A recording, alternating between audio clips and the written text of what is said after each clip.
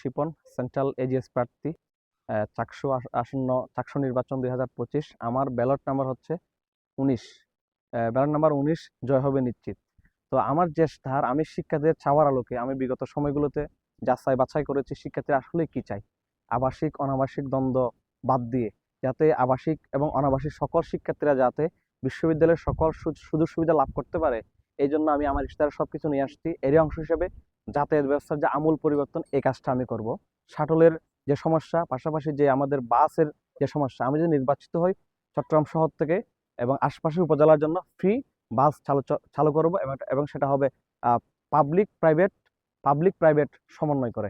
এরপর আমাদের যে মৌলিক সমস্যা, আবাসন সমস্যার জন্য আমি যে কাজটা করব, স্থায়ী অস্থায়ী কাজ করব।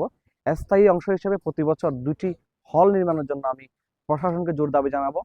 পাশাপাশি অস্থায়ী টিন শেডের ডরমিটরি নির্মাণ করার জন্য অন্ততপক্ষে 10টা ডরমিটরি আমরা নির্মাণ করতে পারি, তাহলে বহুলাংশে আমাদের শিক্ষার্থীরা আবাসিক শিক্ষার্থী হিসেবে পরিণত হবে। এবং আবাসনের যে আরেকটা সমস্যা, আমাদের হলগুলোতে যে যারা সিট পেয়েছে তারা আমরা দেখতে পেয়েছি অনেকেই মেধার কারণে পেয়েছে। মেধার পাশাপাশি শিক্ষার দূরত্ব, আর্থসামাজিক বিষয়টাকে আমি বিবেচনায় রাখবো।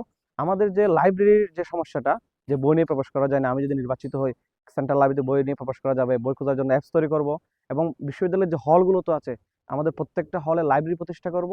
এবং যে রিডিং রুম আছে সেই রিডিং রুম যেখানে নেই সেখানে প্রতিষ্ঠা করব, যেখানে আছে সেখানে সংস্কার করব, যাতে শিক্ষার্থীরা নির্বিঘ্নে স্বাচ্ছন্দ্যে পড়াশোনা করতে পারে। এবং আমাদের যে আরেকটা সমস্যা, সেটা হচ্ছে আপনি দেখতে পাচ্ছেন যে আমাদের এখনো হচ্ছে ডিজিটাইজেশন না, আমাদের কার্যক্রমগুলো, যে প্রশাসনিক কার্যক্রম, বিশেষ করে ফর্ম ফিল আপ করা, সার্টিফিকেট উঠানো, এরপর হচ্ছে ভর্তি হওয়া, আমি যদি নির্বাচিত হই এই কাজগুলো যাতে ঘরে বসে সম্পূর্ণ করতে পারে, এই জন্য আমি বিশেষজ্ঞ টিমের সহায়তায় এই কাজ আমি ডিজিটাইজেশন করব। এবং আমাদের আরো যে মৌলিক সমস্যা, সেটা হচ্ছে খাদ্য সমস্যা।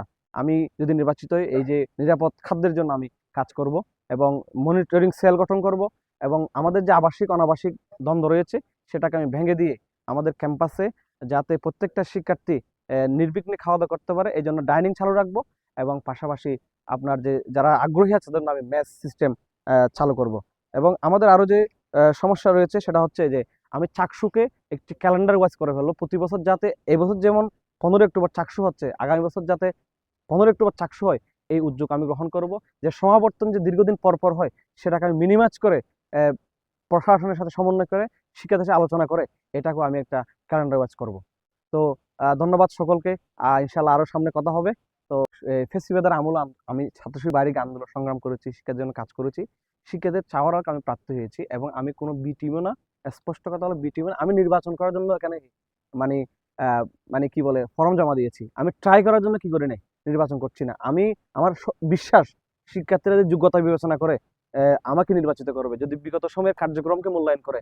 ফেসিবাদের আমলের সময় কারা এখানে ক্যাম্পাসে দাঁড়িয়েছে, শিক্ষার্থী অধিকার নিয়ে কথা বলেছে, জুলাই গণঅভ্যুত্থানের কারণে নেতৃত্ব দিয়েছে, কথা বলেছে, এই যে জুলাই গণঅভ্যুত্থান পর্বে তারা সৎ দক্ষতার সাথে কার্যক্রম পরিচালনা করেছে, শিক্ষার্থীদের জন্য কাজ করেছেন, তাহলে এই বিষয়গুলো যদি আমরা বিবেচনা করি, তাহলে আমার বিশ্বাস যে আমাকে নির্বাচিত করবে। এবং আমাকে আমার যে ডিহিউম্যানাইজেশন করার জন্য আমাকে করা হচ্ছে বি টিম বা এগুলো হচ্ছে এই যে ষড়যন্ত্র, আমি একটা ষড়যন্ত্র দেখছি। এবং এই ষড়যন্ত্র কি হবে, বিফলে যাবে। এবং আপনাদের সকলের পছন্দের প্রার্থী সাখাওয়াত হোসেন শিপন এজিএস হবে এবং আমি শিক্ষার্থীদের নিয়ে কাজ করব।